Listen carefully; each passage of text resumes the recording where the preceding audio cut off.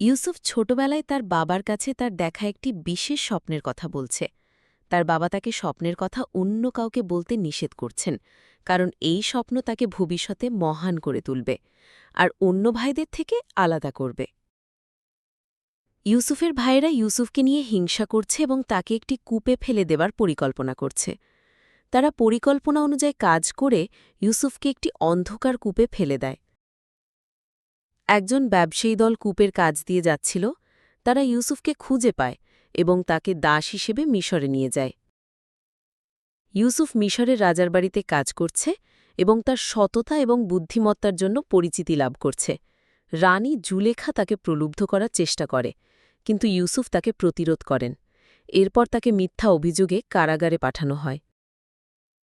কারাগারে ইউসুফ তার স্বপ্ন ব্যাখ্যা করার ক্ষমতার জন্য পরিচিতি লাভ করেন। রাজা একটি অদ্ভুত স্বপ্ন দেখেন এবং ইউসুফকে স্বপ্নটি ব্যাখ্যা করার জন্য ডাকা হয়। ইউসুফ স্বপ্নের ব্যাখ্যা করে রাজাকে আসন্ন দুর্ভিক্ষের বিষয়ে সতর্ক করেন। রাজা মুগ্ধ হন এবং ইউসুফকে মিশরের প্রধানমন্ত্রী বানান। ইউসুফের ভাইরা খাদ্যের সন্ধানে মিশরে আসে।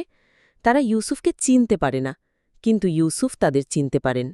ইউসুফ তাদের ক্ষমা করে দেন এবং তাদের পরিবারকে মিশরে নিয়ে আসেন। ইউসুফ তার পরিবার নিয়ে আনন্দে বসবাস করছেন এবং আল্লাহকে ধন্যবাদ জানাচ্ছেন। এই গল্পটি শিশুদের ধৈর্য, ক্ষমা এবং আল্লাহর প্রতি আস্থার গুরুত্ব শেখাবে এবং তাদেরকে ভালো কাজ করতে উৎসাহিত করবে।